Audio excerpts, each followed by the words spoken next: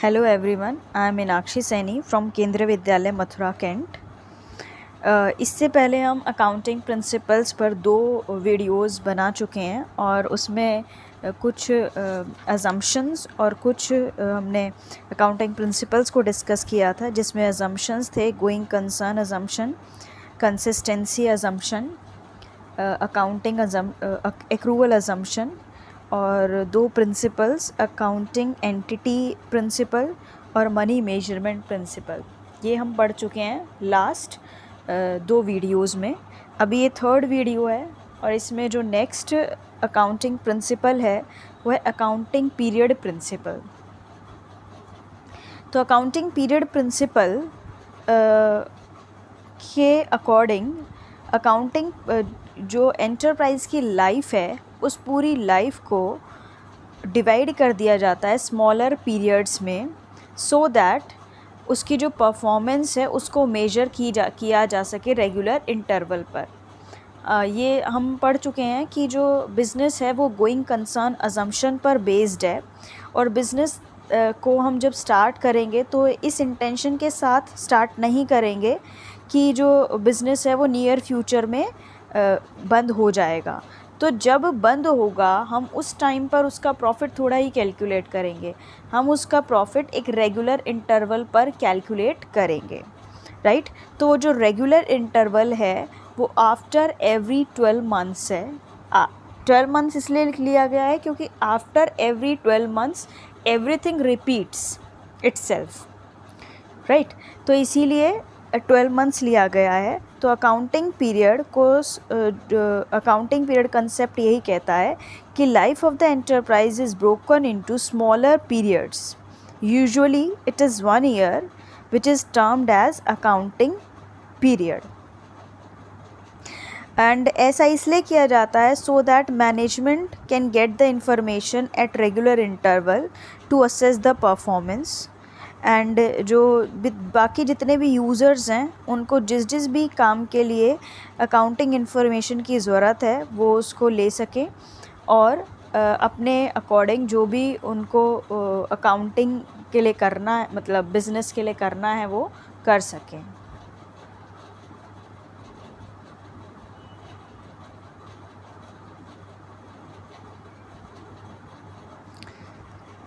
Next जो principal है वो है प्रिंसिपल ऑफ फुल डिस्क्लोजर। इस प्रिंसिपल के according all significant information relating to the economic affairs of the business should be completely disclosed. तो ये प्रिंसिपल ये कहता है कि हर इंफॉर्मेशन जो कि इकोनॉमिक अफेयर्स से रिलेटेड है, बिज़नेस के इकोनॉमिक अफेयर्स से रिलेटेड है, वो कंप्लीट इन्फॉर्मेशन हमें डिस्क्लोज़ करनी है। जब हम अकाउंट्स बनाएंगे तो कोई भी इंफॉर्मेशन को हाइड नहीं करना है। तो disclosing of material facts does not mean leaking out the secrets of the business, but disclosing in sufficient information which is of interest to the users. तो मटेरियल फैक्ट्स डिस्क्लोज़ करने का ये मतलब नहीं है कि जो बिज़नेस सीक्रेट्स हैं उनको डिस्क्लोज़ कर दिया जाए, बल्कि इसका मतलब ये है कि जो भी जिन लोगों का भी इंटरेस्ट है बिज़नेस में उनको सफिशेंट इन्फॉर्मेशन मिल सके ताकि वो अपने डिसीजंस ले सकें। तो इसका मतलब फुल डिस्क्लोजर प्रिंसिपल का मतलब हुआ there should be complete and understandable reporting on the financial statements of all significant information relating to the economic affairs of the entity. तो बिज़नेस से रिलेटेड जितनी भी सारी इन्फॉर्मेशन है वो हमें सब इन्फॉर्मेशन को उसके अंदर शो करना है। So this is principle of full disclosure या full disclosure principle. Next principle है principle of materiality principle. तो materiality principle refers to relative importance of an item or an event. तो इस principle के according an item should be regarded as material if there is a reason to believe that knowledge of it would influence the decision of an informed investor. तो materiality principal ये कहता है कि कोई भी इंफॉर्मेशन किसी person के लिए रेलिवेंट है अगर वो इन्फॉर्मेशन उस पर्सन के, उस यूज़र के डिसीज़न को इन्फ्लुएंस करती है और वो इन्फॉर्मेशन, वो पर्टिकुलर इन्फॉर्मेशन को मिलने से जो यूज़र है उसका डिसीज़न चेंज हो जाता है, so that item, that information is material for him और हर, right? So whether an item is material or not, it will depend on its nature or amount. For example, amount spent on repair of building rupees 2,50,000 is material for an enterprise having a turnover of say rupees 10 lakhs. But the same information is not material for an enterprise having a turnover of 15 crore, ठीक है, जिसकी 15 crore turnover है उसके लिए 2,50,000 का building का repair कराना कोई बहुत ज़्यादा बड़ा अमाउंट नहीं है। लेकिन जिसकी टर्नओवर सिर्फ 10 लाख है उसके लिए 2.5 लाख का बिल्डिंग का रिपेयर कराना एक मटेरियल इन्फॉर्मेशन है। सो मटेरियलिटी प्रिंसिपल ये कहता है कि रिलेटिव इन्फॉर्मेशन जो कि मटेरियल इन्फॉर्मेशन है वो हमें डिस्क्लोज़ करनी चाहिए। So this principle is an exception to the principle of full disclosure. According to this principle, item having an insignificant effect or being irrelevant to the user need not be disclosed. ये कहता है कि ये principal ये कहता है कि जो इन्फॉर्मेशन इनसिग्निफिकेंट है वो दिखाने की ज़रूरत नहीं है, लेकिन जो इन्फॉर्मेशन सिग्निफिकेंट है वो हम ज़रूर दिखाएंगे। So those important items are either left out or merged with other items, otherwise accounting statements will be unnecessarily overburdened. तो ये है materiality principal.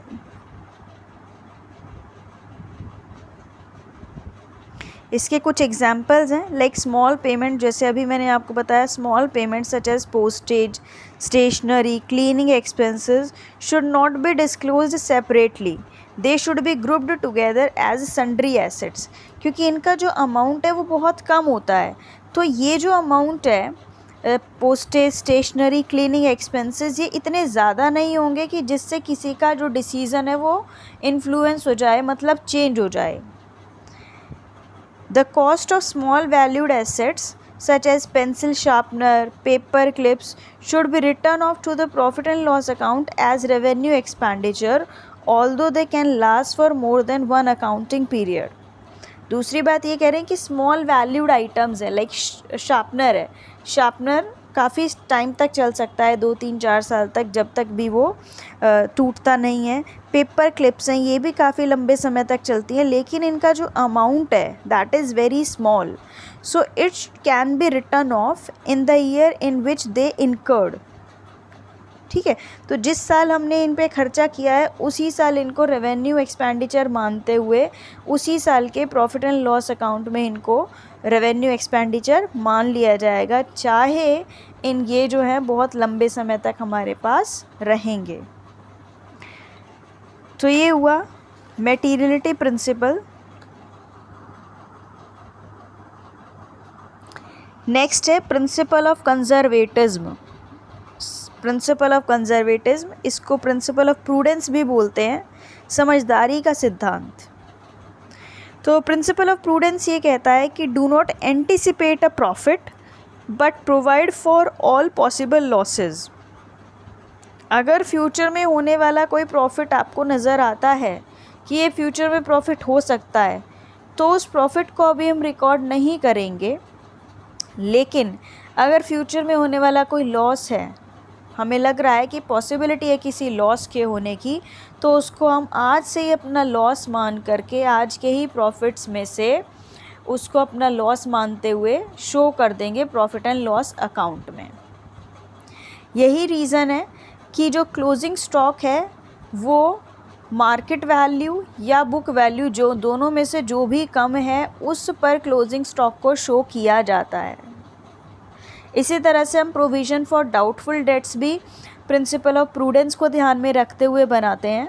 Principle of provision for doubtful debts का मतलब है ऐसे डेटर्स जिन पर हमें डाउट है कि हो सकता है वो पैसे ना दें, पैसे दिए नहीं हैं ऐसा नहीं है, they are not bad debts, they are doubtful debts. हमें डाउट है उन पर कि शायद वो पैसे नहीं देंगे, तो इसीलिए उनको आज से ही अपना आज से ही अपना लॉस मान के चल लिए।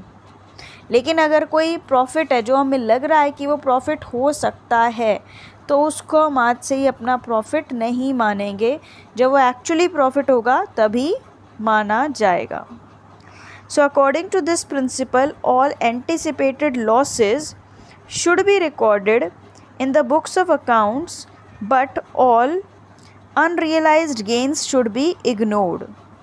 Unrealized gains को इग्नोर करना है, लेकिन अगर anticipated losses हैं तो उनको हम आज से ही अपना लॉस मानकर चलेंगे। So in other words, conservatism is the policy of playing safe. जब हम प्रिंसिपल ऑफ कंजर्वेटिज्म फॉलो करते हैं तो actually we are playing safe.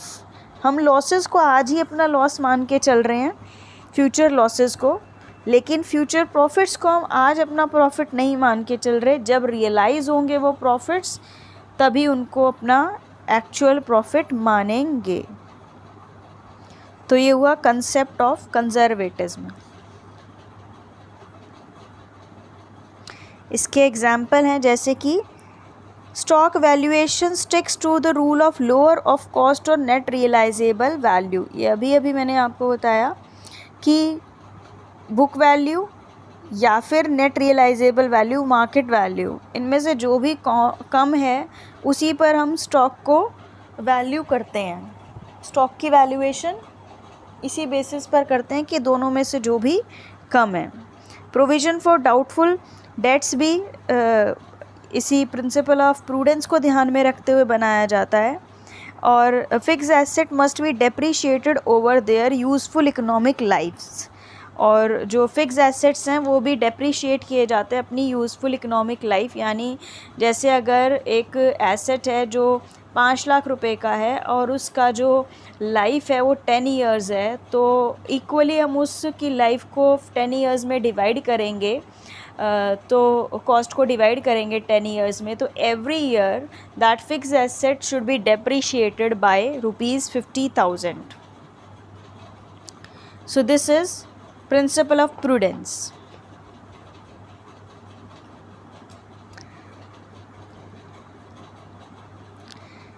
इसके बाद है हिस्टोरिकल कॉस्ट प्रिंसिपल, या कॉस्ट प्रिंसिपल भी हम इसको बोलते हैं। तो हिस्टोरिकल कॉस्ट प्रिंसिपल के according an asset is recorded in the books of accounts at a price paid to acquire it, and the cost is the basis for all subsequent accounting of the asset. जिस price पर हमने asset को acquire किया, हम उस price पर show करेंगे अपनी बुक्स में उस एसेट को, ना कि उस प्राइस पर जो कि उसकी मार्केट वैल्यू है। और जो प्राइस हमने बुक में शो किया है एक्वायर्ड प्राइस, वही प्राइस को बेस मानते हुए आगे की अकाउंटिंग करेंगे। दैट मीन्स जो डेप्रीसिएशन लगाना है वो उसी पर लगाएंगे। So asset is recorded at cost at the time of its purchase but is systematically reduced by charging depreciation। तो उस पर depreciation लगा के systematically उसको reduce कर देंगे। The market value of an asset may change with the passage of time, but the accounting purposes it continues to be used in the books of accounts at its book value। तो उसकी market value change हो सकती है asset की, लेकिन हम books में उसको किससे, बुक वैल्यू से शो करेंगे। जो एक्वायर्ड प्राइस था उस पर शो करेंगे। एक्वायर्ड प्राइस में से एवरी ईयर हम डेप्रीसिएशन चार्ज करते रहेंगे। सो हिस्टोरिकल कॉस्ट प्रिंसिपल क्या हुआ, an asset is recorded in the books of accounts at the price at which it was acquired. Since cost related to the past, it is referred to as historical cost. This cost is the basis of valuation of asset in the financial statements। तो financial statement में उस asset को value करने का base है historical cost.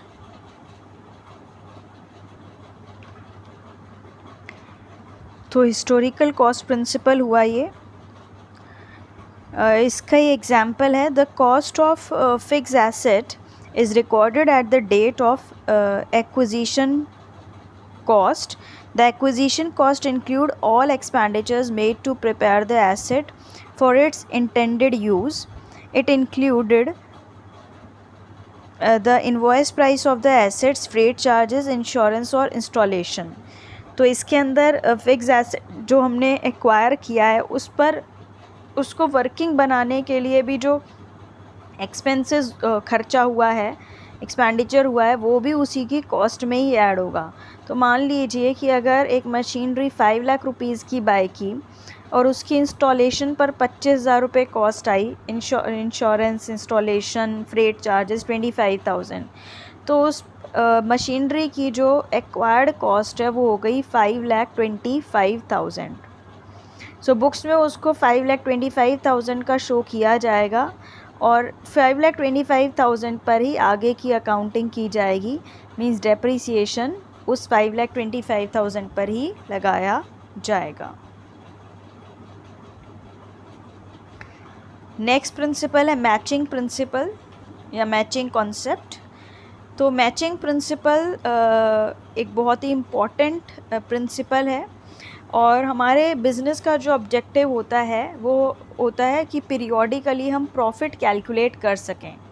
तो जब हमें पीरियोडिकली प्रॉफिट कैलकुलेट करना है तो ये बात ध्यान में रखनी है कि जिस पीरियड का हम प्रॉफिट कैलकुलेट करना चाह रहे हैं, जो रेवेन्यू है वो भी उसी पीरियड का लें और एक्सपेंसेस भी उसी पीरियड के लें. Right. so that we can calculate right profit, right amount of profit.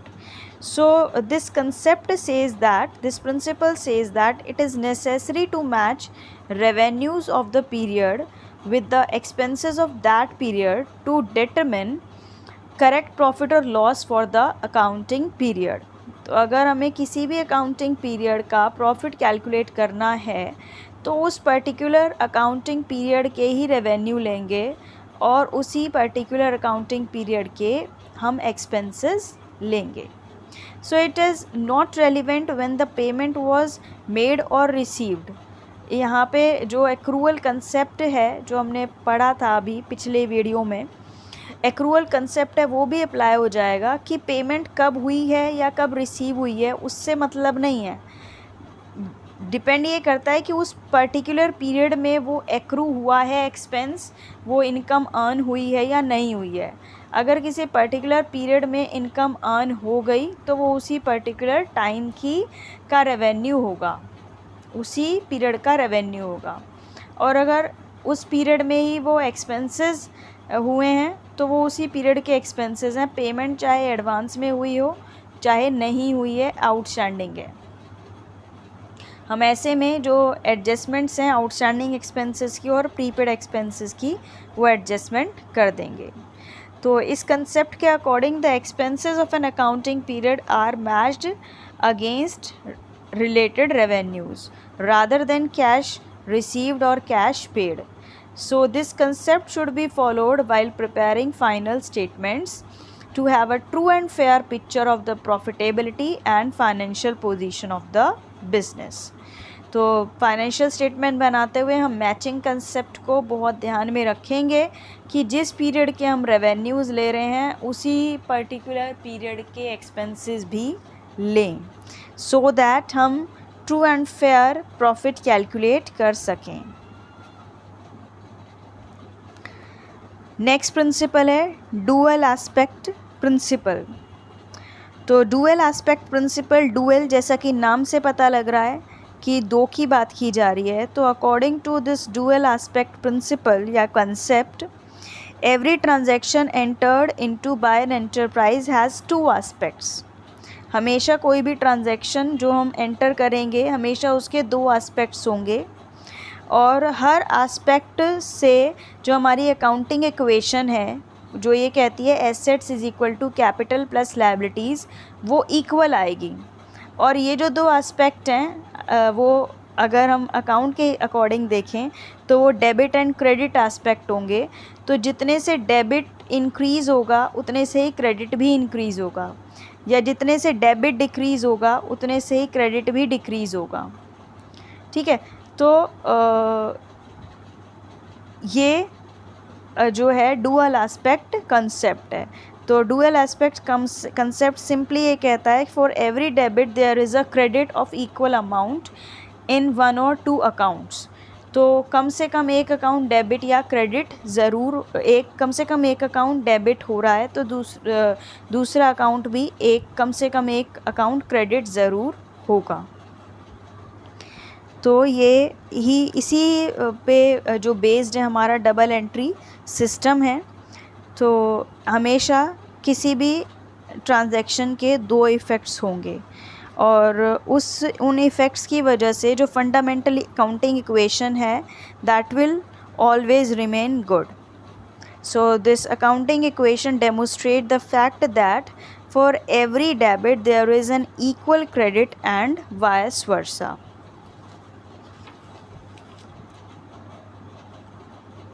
So whenever a transaction is to be recorded, it has to be recorded in 2 or more accounts.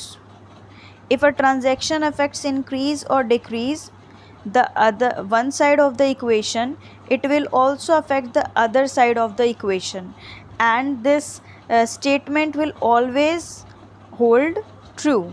हमेशा ये जो statement है वो true रहेगी। तो debit credit हमेशा equal होंगे और जो assets is equal to capital plus liability है वो हमेशा होगा, इक्वल आएगा। So according to this principle there is a debit for every credit and there is a credit for every debit.